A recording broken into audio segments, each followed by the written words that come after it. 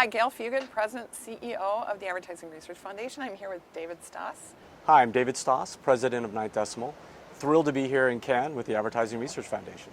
How does advertising, marketing, and kind of research, analytics look to you today? I think what's always fascinated to me, I think what I learned in architecture was when you're designing a building, you're trying to solve a three-dimensional jigsaw puzzle. And so you have to constantly be thinking very differently around how does all this come together. There's sort of no template.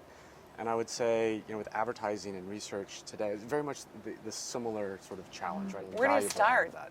When I think of research, it's always like, what's the question I'm trying to answer? Yeah. And then you have to have a good understanding of the that. data. I'm a researcher. Well, what does that data fundamentally tell me? And when you start putting those two things together, it's an iterative process that the first question you ask isn't always the answer. That's that three-dimensional jigsaw puzzle, I suppose, of pursuing that thought process and that line of data to what is the true insight that comes together. And there's so many different transformations taking place. You have mobiles becoming the first screen. There's all kinds of new How data. did you know that? In the company I was with, we fundamentally created the mobile internet, created the browser, created the first gateways, created the first photo messaging, the first location platforms. So really built out what we consider the mobile internet today. So I was playing around with mobile very early on, and over time began to see that model shift and very quickly realized, this has been created now. The economics of mobile are going to dramatically change. This is going to become a media channel, and it's going to look more like traditional media and online media, and this is going to... Some people are dabbling in programmatic, and your company is doing programmatic on mobile. How difficult has that been?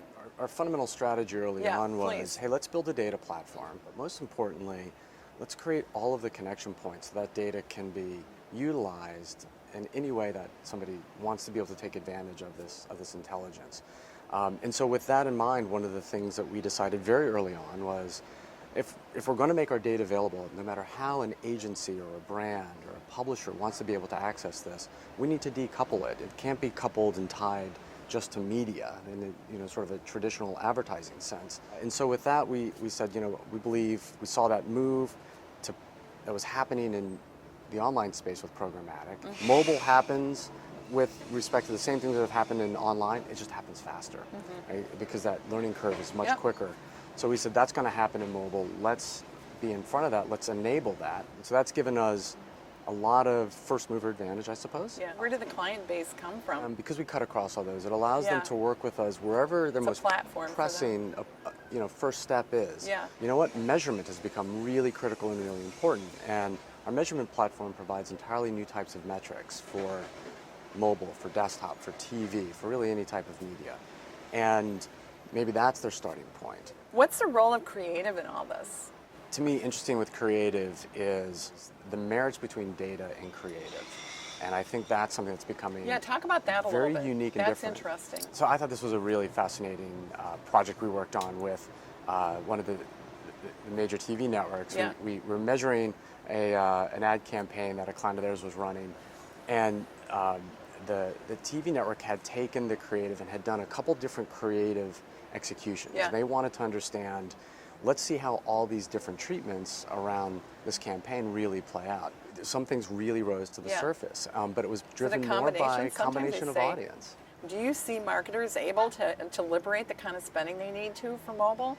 So we see marketers exploring, hey, on this execution, I am going to run some TV, I'm going to run some desktop video, I'm going to run some mobile video, and then I'd love to understand how each of those performed in terms of different measurement, key KPIs. I can really now truly look at these media channels by themselves and in combination to inform, hey, this is the best combination now for me, and that's going to inform then how I should think about allocating my dollars. It's been said that in advertising that maybe consumers aren't being reflected as authentically as they are. What do you think the advertisers need to do to address that? So you want to have, what is that best way to reach and engage somebody when they're going to be open to it, when they're not going to be tuning it out because it's coming from this direction, but I'm open to it coming from this direction. And when that direction is more from their peer group, well, you don't have the more glamorous Yeah. representative of humanity over here, Right. and you have the everyday over here. Right. And I do think that begins to change tremendously around how do I make my advertising then feel more real Yeah. and more realistic, because that's what's resonating. And so I do think that this shift is underway. What do you think is the watchword for the next 5 years? Omnichannel. And the CMO today, one of their biggest challenges is they're trying to create a unified view of their customer. That in turn turns into, okay, great, advertising needs to support that as well, and that's where the omnichannel comes into play. Thank you.